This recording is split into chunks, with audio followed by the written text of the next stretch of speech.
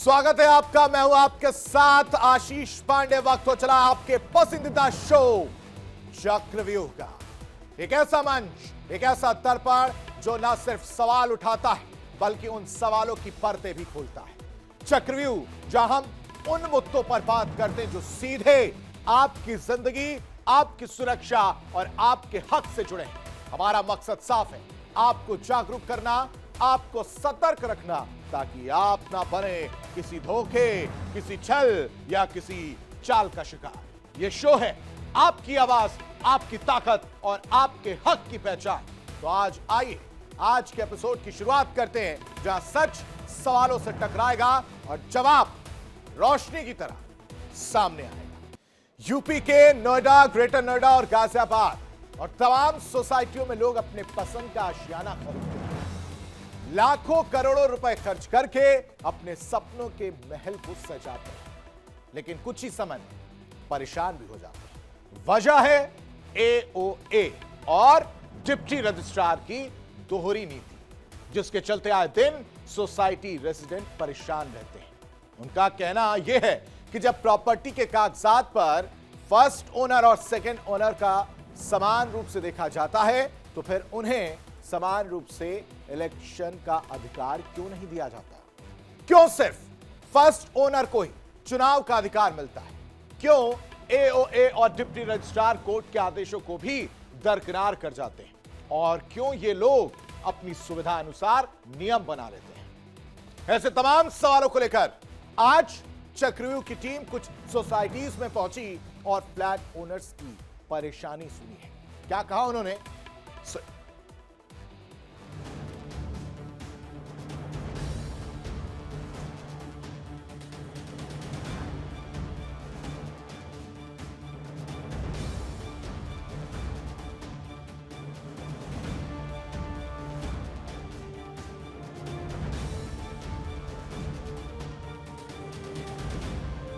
आप एक लोकतांत्रिक देश में रहते हैं जहां आपको वोट डालने का समान अधिकार मिलता है, लेकिन सोचिए जिस सोसाइटी में आप रह रहे हैं, अगर वहां होने वाले इलेक्शन में आपको वोट डालने का अधिकार ना मिले तो सोचिए कैसा लगेगा। ऐसा ही कुछ हो रहा है नोएडा, गाजियाबाद और ग्रेटर नोएडा की तमाम सोसाइटी में, जहां फर्स्ट ऑनर और सेकेंड ऑनर, जिसे हम को ऑनर भी कह सकते हैं, का मुद्दा लगातार चर्चा में बना हुआ है और लोगों की परेशानी का सबब भी।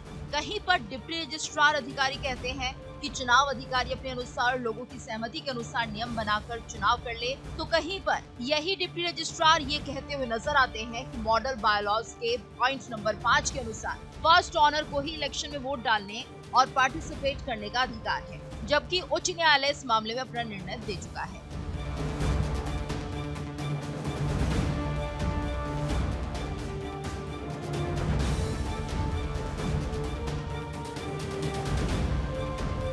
अभी हाल ही में सेक्टर 110 नोएडा स्थित लोटस पनाश सोसाइटी में डिप्टी रजिस्ट्रार ने वहां की जीबीएम को निरस्त कर दिया है, क्योंकि उन्होंने कहा कि सेकंड ऑनर यानी को ऑनर भी उसे फ्लैट का मालिक है और उसे भी जीबीएम में लिए जा रहे निर्णय और चर्चाओं से वाकिफ होने का अधिकार है। यानी यहाँ पर डिप्टी रजिस्ट्रार कार्यालय सेकंड ऑनर यानी जिसे को ऑनर भी कहते हैं, उसे फ्लैट ऑनर मान रही है। लेकिन जब इलेक्शन की बात आती है तो वहाँ पर वो मॉडल बायलॉज के पॉइंट नंबर 5 के अनुसार फर्स्ट ऑनर को ही वोट देने का अधिकारी मानते हैं।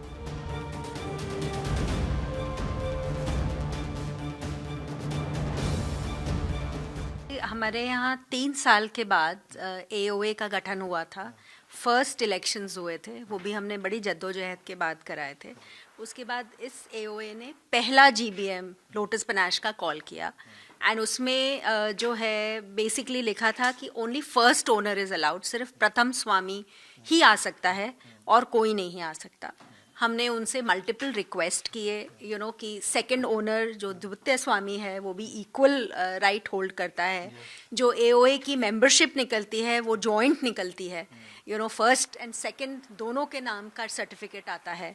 तो जीबीएम इज़ ओनली पार्टिसिपेशन, हमें इक्वल अधिकार है कि हम जाने कि किस चीज़ पे चर्चा हो रही है, किस चीज़ पे डिसीजंस हो रहे हैं। तो उन्होंने बोला नहीं, वोट एक ही होगा पर फ्लैट। हम एब्सोल्युटली वोट एक ही होगा पर फ्लैट, लेकिन आप पार्टिसिपेशन के लिए कैसे मना कर सकते हैं? मल्टीपल रिक्वेस्ट भेजी। मेरे हस्बैंड फर्स्ट ओनर है, मैं सेकंड ओनर हूँ, मेरे हस्बैंड, उन्होंने जो फर्स्ट जीबीएम जो शेड्यूल डेट थी वो आउट ऑफ स्टेशन थे, उन्होंने मेल पे रिक्वेस्ट किया कि मैं अपनी वाइफ, मेरे को उनको ऑथराइज करने की ज़रूरत नहीं है, फिर भी मैं ऑथराइज कर रहा हूँ एज अ सेकंड ओनर कि मेरे बिहाफ पे वो अटेंड करें। उन्होंने साफ मना कर दिया कि नहीं, हम नहीं करेंगे। हमने मल्टीपल रिक्वेस्ट करी, जिन तरीक़ों से कर सकते थे किया, उन्होंने नहीं सुना। जीबीएम फर्स्ट जीबीएम उनकी कोरम पूरा ना होने के कारण स्थगित हो गई। एक हफ्ते के बाद उन्होंने पुलिस को भी बुला लिया एंड क्लियरली लिखा कि कोई भी जो है फर्स्ट ओनर के अलावा कोई एंटर नहीं करेगा। नहीं, पुलिस को क्यों बुला लिया गया फिर इसमें? पता नहीं। मैंने आज तक, मैं इससे पहले पार्श्वनाथ प्रेस्टीज में रहती थी, वहाँ पे एओए हमने गठन किया। 16-17 साल में हमने कभी नहीं देखा जीबीएम के लिए जो है पुलिस की ज़रूरत पड़ती हो, बट शायद इनको आई डोंट नो क्यों ज़रूरत पड़ी। तो खैर फिर हमने जो है ये 20-25 लोगों ने हमने साइन करके डिप्टी रजिस्ट्रार को इसका कंप्लेन किया, इसकी संज्ञान दिया एंड काफ़ी महीनों की फॉलो अप के बाद, बिकॉज ऑब्वियसली एक प्रणाली होती है, वो उनको क्वेश्चन करेंगे, उनसे आंसर आएगा, वो हमको भेजेंगे, हम वापस को उसका जवाब देंगे। फिर हमारी प्रॉपर हियरिंग हुई डिप्टी रजिस्ट्रार के सामने, और उस हियरिंग के 2 हफ्ते के बाद, 2-3 हफ्ते में जो है हमें डिसीजन डिप्टी रजिस्ट्रार ने दे दिया जो हमारे फेवर में था। उन्होंने पूरी की पूरी जीबीएम ही निरस्त कर दी, और उसमें क्लियरली लिखा था कि द्वितीय स्वामी जो है has equal right to participate in GBM and कुछ और चीज़ें उसमें उन्होंने जीबीएम की मिसिंग थी, उन्होंने उनको वो भी आदेश दिया कि उसमें अटेंडेंस रजिस्टर नहीं था, कुछ नहीं, ये सब चीज़ें, कई सारी चीज़ें थी जो उनको बोला कि आपको इसका ध्यान रखना चाहिए एंड अगर आप मॉडल बायलॉज फॉलो कर रहे हैं तो मॉडल बायलॉज को पूरा फॉलो करना है। मैम, एक चीज़ और जानना चाहूँगा कि ये जो सेकंड ओनर है फ्लैट का, उसके साथ इतना भेदभाव क्यों है? ये शायद मॉडल बायलॉज में थोड़ी सी कमी है, जो ये मेरी पर्सनल एनालिसिस है, उसमें थोड़ी एम्बिग्विटी है। उसमें एटलीस्ट फॉर वोटिंग बहुत क्लियरली लिखा है कि वोटिंग के लिए सिर्फ प्रथम स्वामी ही वोट कर सकता है, लेकिन उसके बहुत तरीके हैं। उन्होंने बिल्कुल मना नहीं किया है कि मॉडल बायलॉज में आप इसमें डेविएशंस नहीं ला सकते हैं। आप 2/3 जीबीएम मेजॉरिटी के साथ डेविएशंस लाके उसको अपने अपने फ़ायदे के लिए, इन द सेंस जिसमें ज़्यादा से ज़्यादा पार्टिसिपेशन हो पाए, क्योंकि ज़रूरी नहीं है इलेक्शन के दिन पे सब लोग रहते हैं, तो आप जो है उसमें फेर बदल करके उसको आप डिप्टी रजिस्ट्रार को सबमिट कर सकते हैं एंड फिर वो आपके बायलॉज बन जाते हैं। बट उसके लिए थोड़ी मेहनत लगती है, थोड़ा काम करना पड़ता है एंड देन आपको फिर पूरा प्रॉपर अप्रूवल प्रोसेस चाहिए होता है, जो काफ़ी सोसाइटीज़ ने कर रखा है। नहीं, आपको क्या लगता है कि मतलब कुछ एओए चाहती नहीं होंगी कि सबके वोट पड़ें, या इसलिए भी ऐसा वो चेंज अपने बायलॉज में नहीं करती? एग्जैक्ट, क्योंकि मॉडल बायलॉज में ये नहीं लिखा है कि आपका इलेक्शन निरस्त हो जाएगा अगर 10 ही लोग वोट करेंगे। 10 लोग भी अगर वोट करेंगे तो भी वो इलेक्शन मान्य है। तो अगर एओए के दिमाग में ये है लेस पार्टिसिपेशन, तो उसके तो बहुत तरीके हैं, बिकॉज मॉडल बायलॉज में ही इस समय थोड़े फ्लॉज नजर आते हैं in terms of ambiguity. Second owner की जो बात की जाए, तो आपने जैसा बताया था कि कोर्ट के कुछ ऑर्डर्स भी हुए थे इस बारे में, तो वो क्या ऑर्डर हुए थे और कब हुए थे? हाँ, वैसे प्रॉक्सी के लिए तो रूल नंबर 10 जो है मॉडल बायलॉज में, उसमें लिखा हुआ है कि प्रॉक्सी इज अलाउड। तो प्रॉक्सी में कोई भी हो सकता है, सेकंड भी हो सकता है, या कोई साथ में रहता वो भी प्रॉक्सी में आ जाता है, तो उसको भी वोट देने का, वहाँ पार्टिसिपेशन करने का भी हक है। इन्होंने तो पार्टिसिपेशन करने के लिए ही रोक लगा दी थी और पुलिस बिठा दी थी कि कोई भी जो है सेकंड ओनर घुस ही ना सके मीटिंग में। तो ये तो बहुत बड़ी ज्यादती हो गई। और वैसे भी 2010 में ये रूल बने थे, इम्प्लीमेंट हुए हैं। 18 मार्च 2010 में ये इनको गवर्नर से गो हेड मिला था। तो उस अपार्टमेंट एक्ट में कुछ कमियां थी जिसको लेके बहुत सारे गाजियाबाद से सोसाइटीज थी, वो कोर्ट में गई। इलाहाबाद हाई कोर्ट ने इन सब को कंबाइन कर लिया। बहुत सारे लोग थे, उनकी सबकी रिट्स को कंबाइन करके एक कॉमन रिट्स निकाली, वो जो थी 33826 ऑफ 2012 की। और well known is design arc infrastructure limited Ghaziabad versus GDA Ghaziabad. तो 14/11/2013 में उन्होंने एक ऑर्डर निकाला, उसमें बहुत क्वेश्चन थे, सबके क्वेश्चन थे, 14-15 क्वेश्चन से ऊपर थे। तो एक पर्टिकुलर क्वेश्चन ये भी था कि इस जजमेंट में एक लैंडमार्क जजमेंट बन गई है और ये कभी चैलेंज भी नहीं हुई है। सुप्रीम कोर्ट में भी कुछ लोग गए थे तो सुप्रीम कोर्ट ने वापस भेज दिया कि आप जाके रिव्यू पिटीशन फाइल कर लिए इलाहाबाद हाई कोर्ट में। इलाहाबाद हाई कोर्ट में 9/7/2015 में एक रिव्यू पिटीशन फाइल की गई थी by the same people, Design Arc Infrastructure Private Limited and others मिलके, पर उसने वो खाली कर दी, no case for review is made out. यानी कि जो पुराना ऑर्डर था उसी को उन्होंने मेंटेन रखा। तो सर वो ऑर्डर क्या है? वो ऑर्डर में जो एक पॉइंट हमारा इस मुद्दे पे हमने जो छेड़ा है उसके बारे में इन्होंने क्या किया है कि जो जज ने, डिजाइनर के जो जज थे, उन्होंने बहुत सारी डेफिनेशंस को, एफआईआर को, इनको एलोबरेट किया। तो इसी में इन्होंने जब प्रॉक्सी का और पीओ का जब बात आई तो उन्होंने एक ऑर्डर पास किया, उसमें लिखा है the apartment owner under section D, section D को जो डिफाइन किया हुआ है उसको उन्होंने एक्सपांड किया, उसको एलोबरेट किया कि क्या mean will not only be the person और the person owning an apartment और the promoter of his nominee in case of unsold apartments with an undivided interest. तो इसमें जो आगे भी लिख रहा है कि लॉफुल टेनेंट्स जो है, लॉफुल टेनेंट्स होना चाहिए, वो भी है। अगर कोई पेरेंट्स रहते हैं वो भी अलाउड है, अपना पीओ लेके वोट भी डाल सकते हैं और मीटिंग में भी जा सकते हैं। तो मीटिंग का हक तो अब मैं हूँ, मैं अपने बेटे के घर पे रह रहा हूँ, तो मेरे को यहाँ पर क्या हो रहा है, मेंटेनेंस के बारे में क्या हो रहा है, ये सब चीज़ें जो है मुझे पता होनी चाहिए ना। कहीं मीटिंग्स होती हैं उसके बारे में पता हो, मैं अपने बेटे को कन्वे कर सकता हूँ। वो नहीं रहता हमारे साथ, उसको कन्वे कर सकता है ऐसे ऐसे मीटिंग हुई उसमें ये डिसीजन हुए, तो तुमको जो है इसको फॉलो करना होगा। तो इसके लिए इसमें तो इवन टेनेंट्स को भी अलाउ किया हुआ है। तो ये जजमेंट जो है कहीं पर भी कैंसिल नहीं हुई है, तो ये सब अवेलेबल है, इसके बेसिस पे उनको राइट मिलता है। यानी इस जजमेंट की बात अगर माने तो इस जजमेंट के आधार पर जो सेकंड ओनर है उसको भी वोट का अधिकार है, या जो वहाँ पे टेनेंट है लॉफुल तरीके से उसको भी वोट का अधिकार? यस, 4 जनों को वोट का एंटाइटलमेंट है। टेनेंट्स को है, आपके प्रॉक्सी को है, मतलब सेकंड ओनर को है, और फिर कोई एजेंट, सपोज करो ये घर किसी कंपनी के पास में है, तो कंपनी का भी अपना हक बनता है, वो अपना पावर ऑफ अटॉर्नी दे देगी कि ये फलाना आदमी जो है हमारे ऑर्गेनाइजेशन का, वो आपका मीटिंग अटेंड करेगा और वोट करेगा, क्योंकि इस घर में है तो उनको भी अपना भले के लिए सोचना है ना। तो ऐसा करके ये सब 4-5 हैं, तो चारों को जो है एंटाइटलमेंट पूरा दिया हुआ है और ये फॉलो हो रहा है, बहुत जगह फॉलो हो रहा है। इसी तरह से Gulmohar Garden Society Rajnagar Extension Ghaziabad के निवासी ने बताया कि डिप्टी रजिस्ट्रार कार्यालय वास्तव में हाई कोर्ट के ऑर्डर को भी नहीं मान रहा और इसी मामले में जीडीए ने भी ऑर्डर जारी किया है कि सेकंड ओनर और फर्स्ट ओनर दोनों ही मत का प्रयोग कर सकते हैं, वोट डाल सकते हैं, इलेक्शन में पार्टिसिपेट कर सकते हैं, लेकिन डिप्टी रजिस्ट्रार कार्यालय और उनके चुनाव अधिकारी अपने मन मुताबिक नियमों को तोड़ मरोड़ कर इलेक्शन करवा रहे हैं।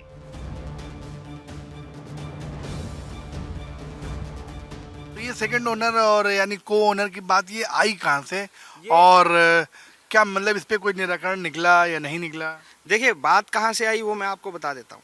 बहुत पुराना एक मामला है, 2013 में जीडीए के खिलाफ एक आदेश आया था हाई कोर्ट का, इलाहाबाद हाई कोर्ट का, जिसमें डिजाइन आर एक सोसाइटी है, वहाँ पर कुछ इस तरह की व्यवस्था बन गई थी कि जो रजिस्ट्री में को ओनर हैं वो पदाधिकारियों के रूप में आ गए थे। पर ओनर यानी जो सेकंड ओनर की बात करते हैं हम लोग, सेकंड ओनर कहते हैं, वो गलत है हालांकि, पर जिसको सेकंड ओनर कहते हैं उस पे बिल्डर ने ऑब्जेक्शन उठाई, फिर जीडीए के पास ये मैटर गया और जीडीए ने भी आदेश जो है उस व्यक्ति के खिलाफ दिया, परंतु फिर उन्होंने चैलेंज किया हाई कोर्ट में। तो हाई कोर्ट ने इस पूरे मामले की बहुत गहनता से जो है चर्चा हुई और उसके बाद अपने निर्णय में बड़े स्पष्ट रूप से 2 पैराग्राफ दिए हैं। उस जजमेंट का पैरा नंबर 58 है एक, और उसी जजमेंट का पैरा नंबर 65(3) है। ये ऑर्डर कब हुआ होगा, किस सन में? ये नवंबर 2014 का ऑर्डर है, 2013 का ऑर्डर है, नवंबर 2013 का। तो जो पैरा 58 है वहां पे तो हाई कोर्ट ने भाव प्रकट किया है कि निर्णय लेते समय उनके मन में भाव क्या था जज के पास, और 63 में उन्होंने निर्णय दिया है, 65 में सॉरी। तो 58 में उन्होंने ये कहा है कि जब एक परिवार के सभी सदस्य, जो हमारा हिंदू कानून है, हिंदू परिवार जिसे कहते हैं, कोर्ट ने उसको रेफर किया है कि हिंदू धर्म में एक हिंदू मैरिज एक्ट भी है, हिंदू धर्म में जिसको परिवार माना गया है, संयुक्त परिवार माना गया है, जब वो परिवार किसी फ्लैट में रहता है तो वो समान रूप से उस परिवार के सभी सदस्य है, उसके सुख दुख और उसका आनंद भोगते हैं, और उसके प्रति जो लायबिलिटी होती है उसको पे करते हैं। क्योंकि मेंटेनेंस ऐसा नहीं है कि पति का नाम है तो खाली पति ही देगा। पति अगर अमेरिका में बैठा है तो मेंटेनेंस वाले तो पत्नी से भी मेंटेनेंस ले जाएंगे। ऐसा थोड़ी ना है कि वो बोलेगी मेरा पति आएगा वही देगा, ऐसा तो नहीं है। तो देना तो सबको ही है। तो उसी को आधार मान कोर्ट ने कहा था कि ओनर की डेफिनेशन में भी इन सबको शामिल करना होगा, क्योंकि ये संयुक्त भोगी हैं इस फ्लैट के। लेकिन जो डिप्टी रजिस्ट्रार है वो जो उनसे जब ये चीजें पूछी जाती हैं, या तमाम जो फ्लैट ओनर्स हैं उनको, वो अपने मॉडल बायलॉज का पॉइंट नंबर 5 दिखाते हैं, जिसमें कि ये लिखा हुआ है कि जो फर्स्ट ओनर है, जिस यानी कि जो शेयर में फर्स्ट ओनर है, उसको वो वोट देने का अधिकार है। तो इस पे क्या कहेंगे आप? इस पे 2 सवाल हैं। पहली बात, मॉडल बायलॉज और यूपी अपार्टमेंट एक्ट को सोसाइटीज में लागू करना किसकी जिम्मेदारी है? डीआर की। डीआर हर बार विवाद की स्थिति में ये तो कह देता है कि मैं रजिस्ट्री में जिसका नाम पहले नंबर पे उसको अलाउ करूंगा, पर डीआर सोसाइटी को ये आदेश क्यों नहीं देता कि शेयर सर्टिफिकेट इशू करो? उस क्लॉज को आधार बना के वो किसी के अधिकार को रोक ले रहा है, पर उस क्लॉज को लागू करने के लिए, शेयर सर्टिफिकेट इशू करने के लिए क्या डीआर ने आज तक किसी सोसाइटी को पत्र भेजा कि ठीक है, डीआर ये बोले कि ठीक है इस बार मैं चुनाव करा देता हूँ फर्स्ट ओनर के आधार पे, पर अगली बार मुझे शेयर सर्टिफिकेट चाहिए? कहीं किसी सोसाइटी को डीआर शेयर सर्टिफिकेट जारी करने के लिए नहीं बोलता है। और जब विवाद उसकी टेबल पे पहुंचता है तो उस विवाद का एक नया विवादित फैसला वो ले लेता है। तो पहली बात, ये डीआर की जिम्मेदारी है। अगर वो शेयर सर्टिफिकेट के हिसाब से सोसाइटी को चलाना चाहता है तो डीआर सभी सोसाइटियों को नोटिस जारी करे कि 30 दिन में शेयर सर्टिफिकेट इशू करके मेरे टेबल पे पहुंचाओ।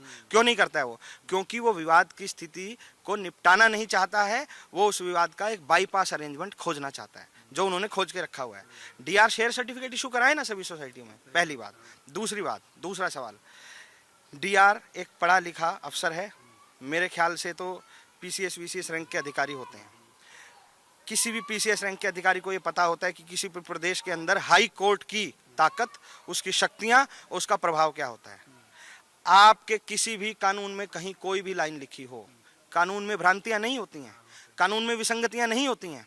उन विसंगतियों को दूर करने का काम कौन करता है? हमेशा कोर्ट करता है, न्यायालय करता है ना। और न्यायालय के आदेशों से 50 कानून की विसंगतियों को दूर किया गया है।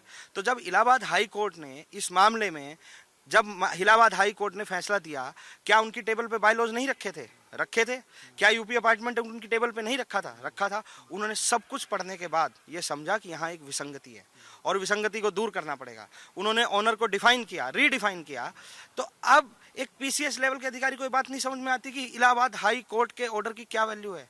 जबकि कोर्ट ने बोला, ठीक है, कोर्ट के बाद जीडीए ने 2 केसेस में यही बात बोली कि कोर्ट ने जो निर्णय दिया है उसका पालन हो। एक रेल विहार सोसाइटी 2023 में ऐसा ही एक डिस्प्यूट हुआ, जीडीए ने साफ बोल दिया कि हाई कोर्ट के निर्णय का पालन होगा। अभी हम गए थे 11 अगस्त को, हमें एक निर्णय दिया जीडीए ने, जिसमें जीडीए ने साफ बोल दिया कि हाई कोर्ट के निर्णय का पालन होना चाहिए। ठीक है, तो जीडीए तो समझता है इस बात को, पर वही लेटर जीडीए का जब डीआर के कार्यालय पहुंचता है, जिसको चुनाव कराने, क्योंकि चुनाव कराने वाला अधिकारी कौन है? डीआर। जब वो लेटर उसके कार्यालय पहुंचता है तो उसको ये बात क्यों नहीं समझ में आती कि हाई कोर्ट जीडीए दोनों का आदेश उस जजमेंट के फेवर में है और दोनों का आदेश बोल रहा है कि उस जजमेंट को लागू करो। उसके बाद भी वो नहीं करते। उसके बाद वो आपको बायलॉज का 5 नंबर क्लोज दिखा देते हैं, शेयर सर्टिफिकेट की बात करते हैं जो कि कंडोमिनियम में लागू ही नहीं होता है, वो हाउसिंग सोसाइटी में लागू होता है। ये सिर्फ एक बाईपास मैकेनिज्म बना लिया है। ऐसे बहुत से डीआर से मैंने खुद चर्चा की है, जो बंद कमरे में जब मैं उनको कानून पढ़ाता हूँ, इलाहाबाद हाई कोर्ट का डिसीजन पढ़ाता हूँ, उनके पास जवाब नहीं होता। ये क्या, आज तक उन्होंने इस डिसीजन को लागू करने के फेवर में कुछ नहीं किया। पर मैं आपको बता दूं, डीआर कार्यालय की 50 चिट्ठियां देख लेना, डीआर की आज तक इतनी भी हिम्मत नहीं हुई कि वो ये लिख के दे दे। हमने उससे कहा कि अगर आप लागू नहीं करना चाहते इलाहाबाद हाई कोर्ट का निर्णय, तो आप मुझे लिख के दो कि मैं इस निर्णय को लागू नहीं करूंगा।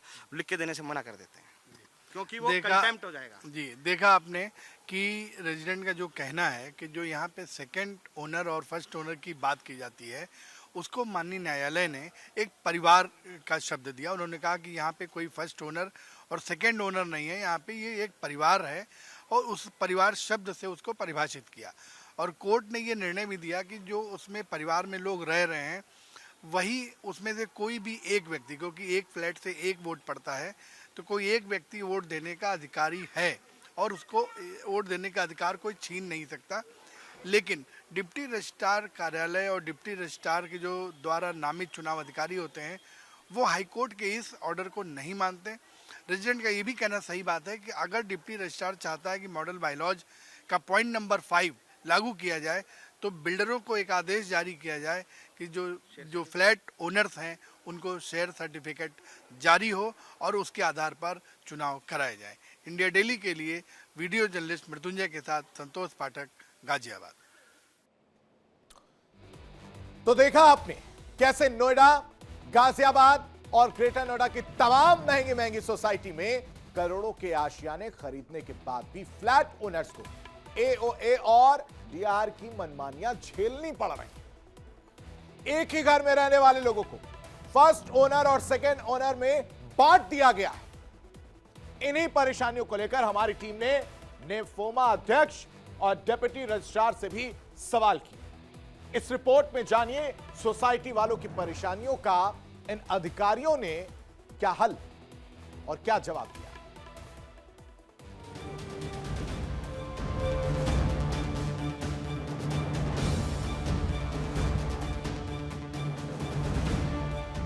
दिल्ली के एनसीआर से जुड़ी इन तमाम सोसाइटी वालों की परेशानी तो अब आप समझ ही गए होंगे। सोसाइटी निवासियों ने खुलकर बताया कि किस तरह डिप्टी रजिस्ट्रार कार्यालय की दोहरी नीति के चलते तमाम एओए अपनी मनमानी कर रहे हैं। सोसाइटी में रहने वाले, एक ही घर में रहने वाले लोगों को आपस में बांट दिया गया है। ये लोग वोट तो डालना चाहते हैं, लेकिन अधिकारी अपने हिसाब से चुनाव को मैनिपुलेट करते हैं, नए नए नियम बनाते हैं और विवाद का जन्म होता है। लोगों को अपने मतों का प्रयोग करने का अधिकार नहीं मिल पाता है। इन्हीं सवालों को लेकर जब हम डिप्टी रजिस्ट्रार और नेफोमा अध्यक्ष से बात करने पहुंचे, तो जानिए उन्होंने क्या कहा। एओ इलेक्शन एक बहुत बड़ी समस्या है ग्रेटर नोएडा वेस्ट या नोएडा और पूरे गौतम बुद्ध नगर जिला में। आपने देखा होगा कि आए दिन झगड़े होते रहते हैं इस वजह से एओ इलेक्शन को लेके। तो इसमें जो जैसे कि एक मुद्दा अभी आपने जैसे बताया कि एक कोई फ्लैट है, फ्लैट में 2 अलॉटी होते हैं, जैसे एक अलॉटी है फर्स्ट और सेकंड होता है को एप्लीकेंट। तो इसमें जो बात आ रही है कि क्या सेकंड अलॉटी वोट देने का अधिकार है या नहीं है। तो इसमें मैं आपको बताना चाहूँगा कि सेकंड अलॉटी को फर्स्ट जैसे अलॉटी है वो ऑथोराइज कर सकता है। और यहाँ देखा ये गया है कि अलग अलग जैसे बायलॉज सोसाइटियाँ बना लेती हैं। जैसे अपार्टमेंट ओनर जो अपार्टमेंट का एक्ट है वो यहाँ तक हमने देखा है कई सोसाइटियों में कि जो किराएदार रहता है उसमें, तो उसको भी वो रजिस्टर्ड कर देते हैं, ऑथोराइज कर देते हैं कि उसको वोट देने का अधिकार है। तो इसमें होना तो मेरे हिसाब से यही चाहिए कि अगर जो फर्स्ट अलॉटी है और वो रह रहा है बेंगलोर में, यहाँ उसका किराएदार रह रहा है, या जो सेकंड को एप्लीकेंट है वो रह रहा है, तो वो एक ईमेल के माध्यम से या रजिस्टर्ड तरीके से उसको रजिस्टर्ड कर सकता है वोट को देने के लिए। तो ये होना तो यही चाहिए जैसा नियम है। अगर ऐसा नहीं है तो मैं रजिस्ट्रार साहब से ये भी आग्रह करूंगा कि उसमें अमेंडमेंट किया जाए और वोट देने का अधिकार सेकंड अलॉटी को भी होना चाहिए, या कोई जो किराएदार है और वो रजिस्टर्ड करना चाहता है फर्स्ट अलॉटी तो उसको होना चाहिए।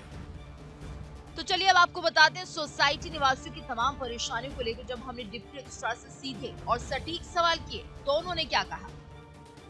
इसमें हम बताना चाहेंगे कि जो यूपी अपार्टमेंट का मॉडल बाय लॉज है उसका नियम 5 में कहा गया है कि जॉइंट ओनरशिप के अंतर्गत जिसका नेम पहले शेयर में आएगा उसको वोट देने का अधिकार होता है।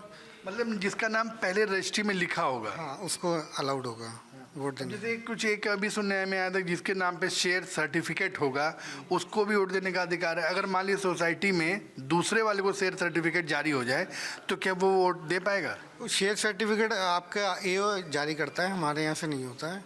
तो उसमें वो शेयर सर्टिफिकेट जारी करते हैं और जिस शेयर सर्टिफिकेट जिसका नाम फर्स्ट आ जाता है तो उसको वोट देने का अधिकार होता है, लेकिन वो भी डीड को देख के ही किया जाता है। नहीं, अगर मैंने कह रहा हूँ कि अगर शेयर सर्टिफिकेट जारी कर दे कोई जैसे सहकारी समिति में दूसरे ओनर को, तो क्या वोट देने का अधिकार उसको हो जाएगा? सहकारी समिति और हमारे थोड़े नियम मतलब डिफरेंट हैं, ये है। यानी जिसका रजिस्ट्री में पहला नाम है वोट वही देगा। पर हम लोग प्रेफर वही करते हैं कि जिसका रजिस्ट्री में पहला नाम है वही वोट दे, ताकि कोई कंट्रोवर्सी ना रहे। और जिन फ्लैटों की रजिस्ट्री नहीं है, जैसे ये तो बात होगी रजिस्ट्री की, जिन फ्लैटों की रजिस्ट्री नहीं है तो उसमें जो रह रहे हैं उनको किसको वोट देने का, मतलब अगर पोजीशन है तो वोट दे सकता है या नहीं दे सकता, चुनाव लड़ सकता है या नहीं लड़ सकता? उसमें जब चुनाव होते हैं तो उसमें इलेक्शन कमेटी या इलेक्शन अधिकारी वो जो भी उनके पास डॉक्यूमेंट होते हैं उनको देख के वो डिसाइड कर लेता है वहाँ पे कि किसको वोट देने का अधिकार है, नहीं है। नहीं, जैसे जो पोजीशन लेटर है तो वो चुनाव लड़ सकता है या वोट दे सकता है या नहीं आपके नियमानुसार? हमारे नियम अनुसार तो डीड ऑफ अपार्टमेंट होनी चाहिए, इसका मतलब रजिस्ट्री होनी चाहिए। मतलब अगर रजिस्ट्री नहीं है तो वो वोट नहीं देगा? हाँ, वोट देने का मतलब रजिस्ट्री नहीं होगी तो उसमें डीड ऑफ अपार्टमेंट नहीं होगी तो एक्ट के अनुसार डीड ऑफ अपार्टमेंट होना जरूरी है। तो ये रहता है हमारे यहाँ पे। मतलब अगर पोजीशन है तो वोट नहीं दे सकता?